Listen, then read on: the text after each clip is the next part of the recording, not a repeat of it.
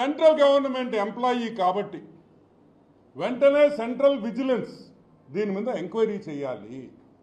విజయసాయి రెడ్డి దగ్గర, విజయసాయి రెడ్డి ఇంట్లో Google takeout ద్వారా ఇతను నిజంగా మదన్ మోహన్ గారు అక్కడికి వెళ్ళారా లేదా, ఆయన చెప్పిన టైంలో ఆయన ఇంటికి వెళ్ళాడా లేదా, ఆయన అక్కడి నుంచి వైజాగ్ వచ్చాడా లేదా అనే పూర్తి విషయాలు ఈ ఎంక్వైరీ చేస్తే బయటకు వస్తాయి.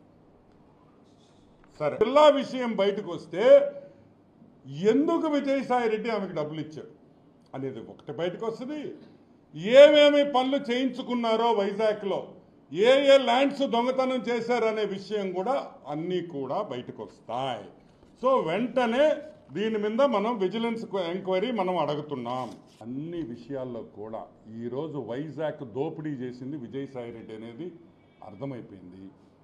1,60,00,000 ఇచ్చిన ఒక మెంబర్ ఆఫ్ పార్లమెంట్ చెప్తుండింది, ఒక సెంట్రల్ గవర్నమెంట్ ఎంప్లాయీ, ఒక మెంబర్ ఆఫ్ పార్లమెంటు 1,60,00,000 రూపాయలు ఒక సెంట్రల్ గవర్నమెంట్ ఎంప్లాయీకి ఇచ్చాడంటే అతను వెంటనే అరెస్ట్ చేయాలి. సిబిఐ ఎంక్వైరీ అడుగుతున్నాం.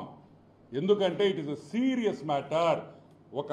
ఒక పక్క మెంబర్ ఆఫ్ పార్లమెంట్ రాజ్యసభ, ఒక పక్క సెంట్రల్ గవర్నమెంట్ గ్రూప్ 1 ఆఫీసర్.